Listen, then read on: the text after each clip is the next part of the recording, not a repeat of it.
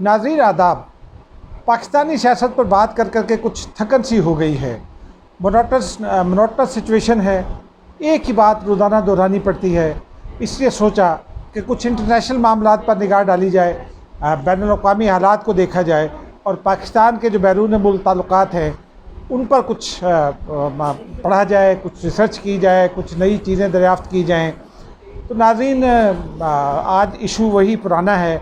इसमें पाकिस्तान और सऊदी अरब के ताल्लुकात भी हैं, सऊदी अरब और तुर्की के ताल्लुकात, और फिर पाकिस्तान और तुर्की का मामला। ये तमाम बातें आज की इस नशिस्त में डिस्कस करेंगे, लेकिन इसका आगाज़ हम एक इंतहाई अहम ख़बर से करेंगे। नाज़रीन, मुझे तो आप जानते ही हैं, मैं एजाज़ अहमद हूँ और मेरा ये चैनल है AM न्यूज़, आज इस पर आप अपना प्रोग्राम देख रहे हैं, व्यूज़ ऑन न्यूज़। नाज़रीन, एक ताज़ा तरीन इतलात ये हैं कि सऊदी अरब और पाकिस्तान के दरमियान जो वज़ीर ख़ारिजा शाह महमूद कुरैशी के एक बयान से तनाव आया था, वो तनाव तो शायद किसी कदर बरकरार है, लेकिन उसमें बेहतरी के इम्कानात पैदा हो गए हैं। हमने गुज़िश्ता रोज़ भी एक आपको ये इतला दी थी जब सऊदी सफ़ीर नवाफ अल मालिकी साहब मुलाकात के लिए पहुँचे थे GHQ। उस मुलाकात में ये कहा जा रहा है और बहुत ही मौसर जो ज़राए हैं, अस्करी ज़राए, उनका ये कहना है कि कुछ बर्फ़ पिघलने के काम का आगाज़ हुआ, यानी बर्फ़ पिघलने का आगाज़ हुआ है। अभी बर्फ़ पिघली नहीं है, उसके बहुत सारे मराहल बाकी हैं, लेकिन बहरहाल कुछ काम का आगाज़ ज़रूर हुआ है। और इतला ये है, ताज़ा तरीन इतलात ये है कि आर्मी चीफ़ जनरल क़मर जावेद बाजवा, जो मेरा जब से वो आए हैं अपने इस ओहदे पर, उस वक्त से वो सिविलियन हुकूमतों की मदद कर रहे हैं। इब्तिदा में जब वो आए थे तो वो जमहूरी अदारों को मजबूत करने की बात किया करते रहे। अपनी गैरिजन में जो उनकी तकारीर रिकॉर्ड पर हैं, उसमें वो जमहूरी अदारों, जमहूरियत को मुस्तहकम करने के अज़्म का इज़हार करते रहे और तमाम अपने साथियों से ये कहते रहे कि जमहूरियत ही पाकिस्तान का मुस्तक़बिल है। उस दौर में हमने देखा कुछ इल्ज़ामात लगे, कुछ शिकायत भी पैदा हुई, लेकिन बहरहाल ये चूँकि हमारी जो सियासी रवायात हैं उसमें इल्ज़ाम तराशी एक हमारा मुस्तकिल रवैया है, तो हो सकता है उसमें कुछ सदाकत हो सकता है ना हो, इस पर कोई बात अभी हतमी तौर पर की नहीं जा सकती चूँकि पाकिस्तानी अदारों का मामला है। लेकिन एक बात बहुत यकीन से मैं कह सकता हूँ कि मौजूदा हुकूमत के आने के बाद से जो खारजा उमूर के मामलात हैं उसमें जो सबसे ज़्यादा पाकिस्तान को जो कामयाबियाँ मिली हैं उनमें वो उन्हीं मामलात में मिली हैं जिनमें जनरल क़मर जावेद बाजवा ने बराह रास्त मीडिएशन की, जनरल क़मर जावेद बाजवा ने बराह रास्त बातचीत की और अपना जो ज़ाती ताल्लुकात थे, जो अपना इन्फ्लुएंस था, उसको इस्तेमाल किया और हुकूमत को राह सुझाई। वरना हमने कई रिटायर्ड डिप्लोमेट से बात की। अब्दुल बासित साहब ने तो ख़ुद एक वीडियो भी की है, जो फ़ॉरेन सेक्रेटरी होते होते रह गए और इंडिया में पाकिस्तान के सफ़ीर के तौर पर रिटायर हुए। उन्होंने वो मुसलसल इस हुकूमत की ख़ारजा पॉलिसी और एक्शंस को तनक़ीद का निशाना बना रहे हैं, क्योंकि ये जो इस हुकूमत का अलमिया यही है कि ख़ारजा उमूर को समझने वाला कोई नहीं है। लेकिन जो अस्करी अदारे हैं उनमें ख़ारजा उमूर को बहुत बारीक बीनी से समझने की कोशिश की जाती है, क्योंकि जहां आपके इंटरनल मामलात नेशनल सिक्योरिटी से रिलेट करते हैं, वहीं एक्सटर्नल मामलात नेशनल सिक्योरिटी से उतना ही ज़्यादा बल्कि उससे ज़्यादा रिलेट कर रहे होते हैं और उनकी इम्प्लीकेशन नेशनल सिक्योरिटी के हवाले से बहुत ज़्यादा होती है। और मैं अपनी इतला की बुनियाद पर यह कह सकता हूँ कि ज़ुल्फ़िकार अली भुट्टो ने डिप्लोमेसी के हवाले से एक किताब लिखी थी, उसमें उन्होंने जो बुनियादी जो सबक दिया है, मुझे अब किताब का नाम याद नहीं आ रहा, लेकिन उस किताब में उन्होंने जो बुनियादी नुक्ता बयान किया है, उनका ये कहना है कि मुल्कों के साथ ताल्लुकात होने चाहिए। किसी एक मुल्क के दूसरे मुल्क के साथ ताल्लुकात किसी तीसरे मुल्क की कीमत पर या उसकी बुनियाद पर नहीं होने चाहिए। ये बराह रास्त ताल्लुकात का मामला है और इसीलिए हम देखते हैं कि पाकिस्तान में ज़ुल्फ़िकार अली भुट्टो की हुकूमत जो थी वो ख़ारजा पॉलिसी के हवाले से कामयाब तरीन हुकूमत समझी जाती है, क्योंकि उस वक्त पाकिस्तान थर्ड वर्ल्ड ब्लॉक को भी लीड कर रहा था, इस्लामी दुनिया को भी लीड कर रहा था। हालांकि अरब लीग मौजूद थी, लेकिन अरब लीग में ज़ुल्फ़िकार अली भुट्टो का अपना एक इन्फ्लुएंस था। भुट्टो अरबों के दरमियान एक बाइंडिंग फोर्स थे, शाह फैसल ले लें, हाफिजुल असद ले लें जो शाम के सदर हुआ करते थे उस ज़माने में, कर्नल मोहम्मद क़ज़ाफ़ी को ले लें, या फिर भुट्टो साहब ने जो ताल्लुकात अब पाकिस्तान के यूएई के साथ उस्तवार किया और फिर पाकिस्तान के लिए एक नया वेन्यू खोला फॉरेन एक्सचेंज अर्निंग का। तो ये तमाम मामलात उन्होंने पाकिस्तान और सऊदी अरब, पाकिस्तान और यूएई, पाकिस्तान और शाम के जो आपस के जो ताल्लुकात थे बामी, उनकी बुनियाद पर कायम किया, लेकिन साथ साथ अरबों को लीडरशिप फराहम की, उनको डिप्लोमेसी में क़यादत फराहम की थर्ड वर्ल्ड कंट्रीज़ के साथ साथ। तो ये बड़ा ज़रूरी होता है। लेकिन अब अलमिया ये है कि पाकिस्तान में इस वक्त जो लोग इक़्तिदार में हैं, सिविलियन लोग, उनकी डिप्लोमेसी की समझ उतनी ज़्यादा नहीं है। गो के डिप्लोमेट्स का साथ उनको हासिल है, लेकिन डिप्लोमेट्स की एक ख़ास ट्रेनिंग होती है, वो बाबू के तौर पर तरबियत हासिल करते हैं, वो हुकूमत को अपनी राय दे सकते हैं, लेकिन इस हवाले से क्या फ़ैसला हो वो उस बारे में गाइड नहीं कर सकते। सिविलियन हुकूमतों को लीड करना होता है, और मौजूदा हुकूमत में सिवाय शाह महमूद कुरैशी के कोई ऐसा शख्स नहीं है जिसका डिप्लोमेसी का कोई तजुर्बा हो। और शाह महमूद कुरैशी साहब को भी इसलिए कि वो पीपल्स पार्टी की पिछली हुकूमत में वज़ीर ख़ारजा रहे, और ये बात मैं नहीं कहता, ये बात एक बहुत ही मोतबर लेफ्टिनेंट जनरल रिटायर्ड से आज मेरी बात हो रही थी, तो उनका ये कहना था शाह महमूद कुरैशी के हवाले से कि वो थोड़ा बहुत इस डिप्लोमेसी को समझते हैं, लेकिन उनके ही एक बयान ने काम ख़राब कर दिया। अब नाज़रीन, उनका जो बयान था सऊदी अरब के ख़िलाफ़, या जो उन्होंने मायूसी का इजहार किया, तो डिप्लोमेसी में ये कहा जाता है कि पहले आप अपना इन्फ्लुएंस क्रिएट करें, पहले आप अपने आप को इस काबिल बनाएं कि आप उन तमाम जो क़ुव्वतें हैं उनके साथ निमटने या उनके साथ डील करने की पोजीशन में आ जाएं, अपनी टर्म्स पर डील करने की पोजीशन में आ जाएं, जैसा कि ज़ुल्फ़िकार अली भुट्टो के ज़माने में होता था। लेकिन अब ऐसा नहीं होता। उसकी वजह यह है कि जनरल मोहम्मद ज़ियाउल हक़ की हुकूमत में पाकिस्तान ने सऊदी अरब पर डिपेंडेंस शुरू की। सऊदी अरब एक दुनिया की एक अहम क़ुव्वत है इस्लाम, चूँकि सऊदी अरब 2 होली मॉस्क यानी कि खाना काबा का और अमीन है, खाना काबा सऊदी अरब में है, तो और ये कहा जाता है कि वो 2 होली मॉस्क जो हैं वो उनका निगरान है, उनका वो सऊदी अरब के पास हैं, और फिर हज का मेज़बान सऊदी अरब होता है। तो सऊदी अरब की ये जो अहमियत है उसकी बुनियाद पर सऊदी अरब ने अपना एक इन्फ्लुएंस कायम किया। फिर अरबों के पास तेल की दौलत आई, और तो अरबों ने उस दौलत के साथ अपना एक इन्फ्लुएंस यूरोप और अमेरिका के साथ भी कायम किया। और डिप्लोमेसी में वो चूँकि उस वक्त जनरल मोहम्मद ज़ियाउल हक़ को ये ज़रूरत थी कि वो अमेरिका के साथ अपने ताल्लुकात में इजाफ़ा करें, उनको उसलिए सऊदी अरब की इस काम के लिए ज़रूरत थी। तुर्की उस वक्त इतनी बड़ी क़ुव्वत नहीं था, लेकिन अब रफ्ता रफ्ता जब से तुर्की में रजब तैयब एर्दोग़ान आए हैं, तो इस्लाम की निशात सानिया की बात वहाँ होती है। वहाँ जो तुर्की है वो ये चाहता है कि चूँकि उसके पास 600 साल तक वो हुक्मरानी रही मुस्लिम दुनिया की, और वो खिलाफत उसके पास रही, और वो दोनों होली मॉस्क जो हैं वो दोनों की दोनों तुर्की के पास थी। तुर्की उस ज़माने में मेज़बान हुआ करता था हज का। तो तुर्की की ये ख्वाहिश है, और ये मैं नहीं कहता हूँ, मैंने कई डिप्लोमेट से इस हवाले से बात की। वाशिंगटन में हमारे कई जो डिप्लोमेटिक ज़राए हैं उनके साथ हमारी अच्छी दोस्ती है, दुआ सलाम है, उनके साथ हमने इस मामले पर तफसील से बात की। तो फिर ये बात समझ में आई कि जो तुर्की और सऊदी अरब का झगड़ा है उसके पीछे ये कहानी भी एक है कि तुर्की एक तो मुस्लिम उम्मा की क़यादत चाहता है, और मुस्लिम उम्मा की क़यादत उसको उस वक्त मिल सकती है जब वो दोनों होली मॉस्क तुर्की के पास हों। और फिर तुर्की इस्लामी दुनिया की सबसे बड़ी क़ुव्वत बन के सामने आया, जैसा कि वो कई कुछ सदियों पहले हुआ करता था। जब 20वीं सदी आई, यानी कि 1922 में जब खिलाफत उस्मानिया ख़त्म हुई, तो उस वक्त तुर्की कमज़ोर हो चुका था। और फिर उससे पहले तुर्की में कुछ साल कमाल अतातुर्क की हुकूमत रही, जिनको तुर्की की ज़्यादा फ़िक्र थी बनिस्बत आलम इस्लाम के। तो इसलिए अब तुर्की ये चाहता है कि वो आलम इस्लाम की क़यादत करे, और तुर्की ने पाकिस्तान को ल्योर करना शुरू किया। 6 महीने पहले पाकिस्तान और तुर्की के दरमियान कुछ मामलात में जब बातचीत आगे बढ़ी, तो फिर आपको याद है आजकल अल-तुग़रुल ड्रामा जो है वो बहुत तनकीद का निशाना भी बनता है कई हलकों में। तो तुर्की का जो ये ड्रामा है ये पाकिस्तान में इंट्रोड्यूस हुआ अब इस पे कौन इसके हक़ में था, कौन नाराज़ है, इस पर की भी किसी वक्त और बात करेंगे। लेकिन पाकिस्तान में एक इमेज कायम हुआ तुर्की का इस ड्रामे के ज़रिए। अल-तुगरल को जितने लोग जानते हैं शायद मोहम्मद बिन सलमान को उतने नहीं जानते।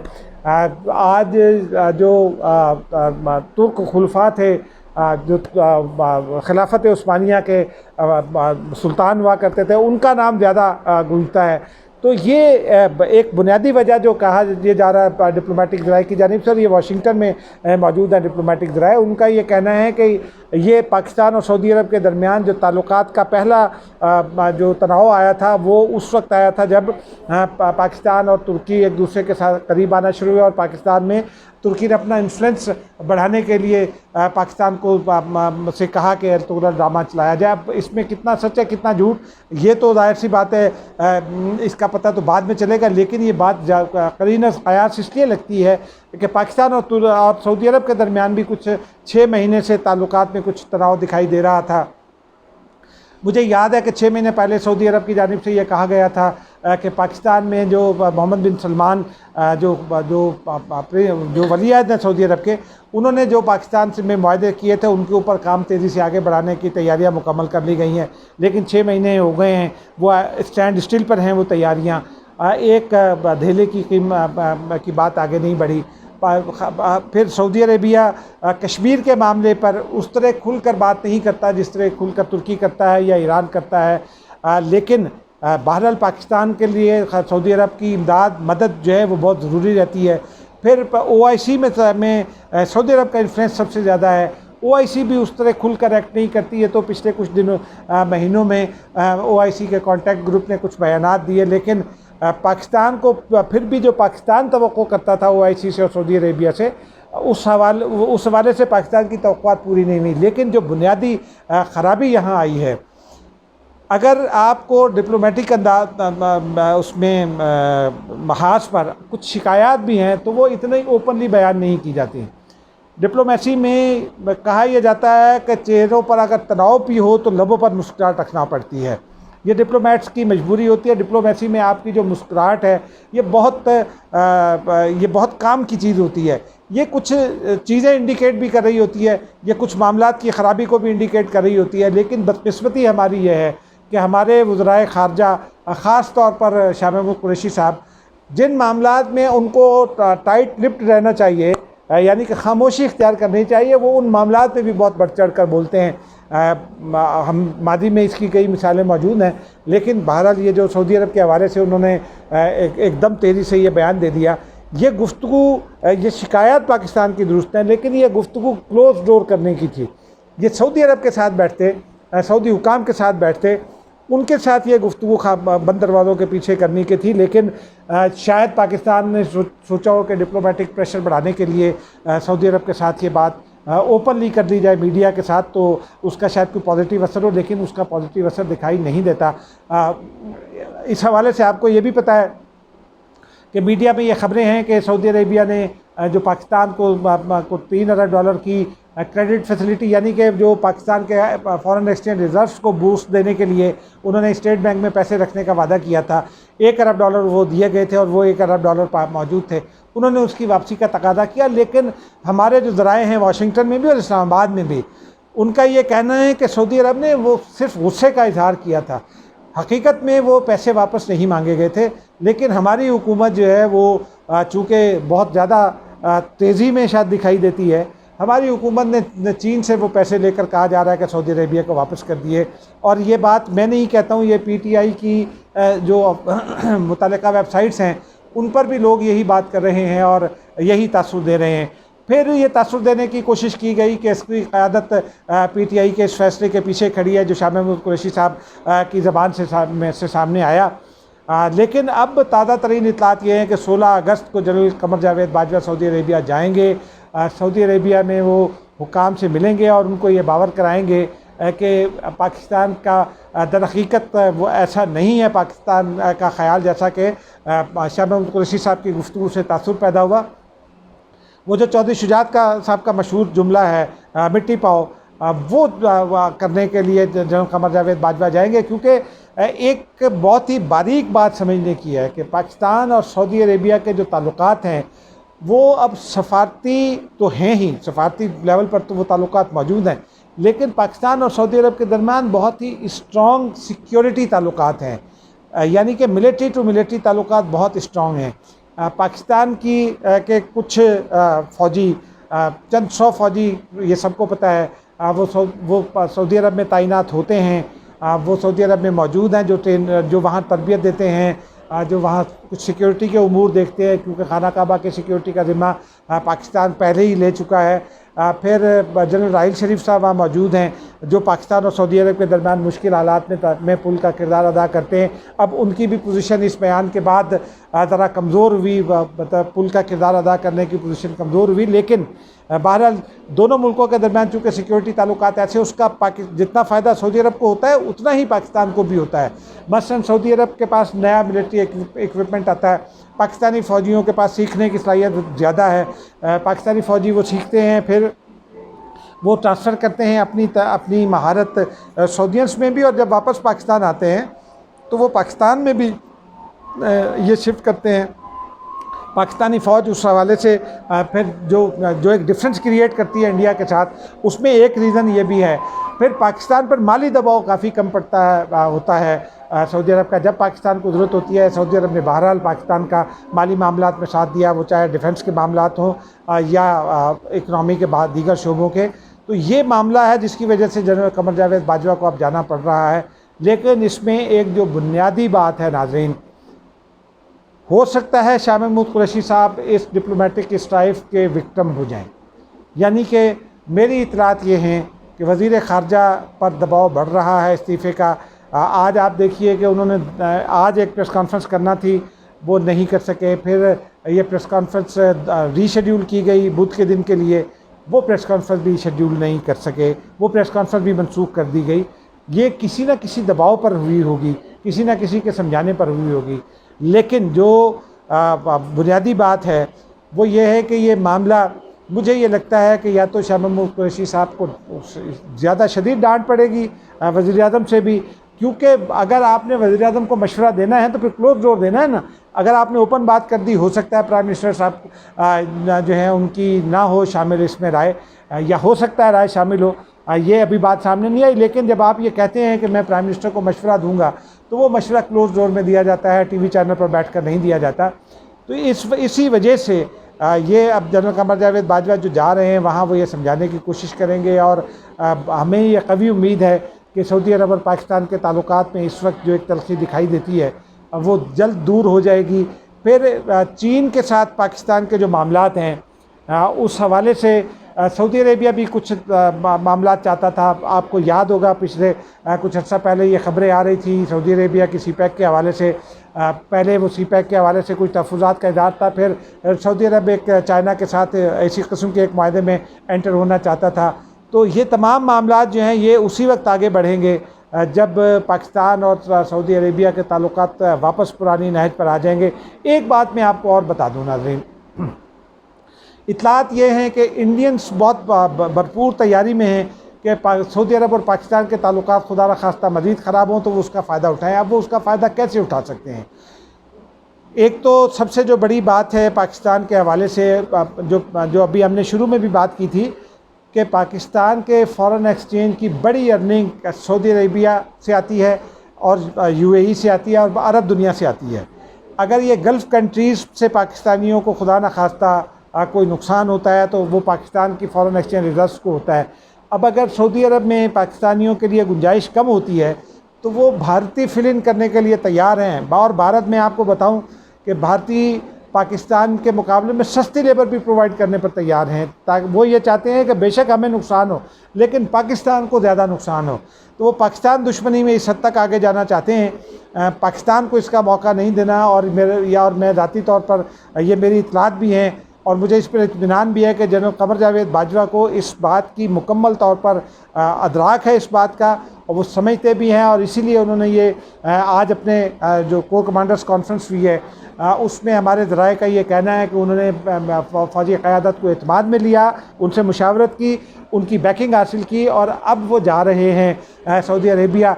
लेकिन बाज़ ज़राए का ये दावा है कि सऊदी अरब शायद वज़ीर ख़ारजा शाह महमूद कुरैशी के इस्तीफ़े से कम पर किसी बात पर राज़ी ना हो। मेरी राय में अगर कोई एक वज़ीर ख़ारजा कुर्बान कर दिया जाए किसी ऐसे ताल्लुक़ के लिए जो पाकिस्तान के स्ट्रेटजिक मफाद में है, तो ये कोई बुरा सौदा नहीं होगा। लेकिन हालात क्या रुख इख्तियार करते हैं ये अगले दिनों में ही पता चल सकेगा।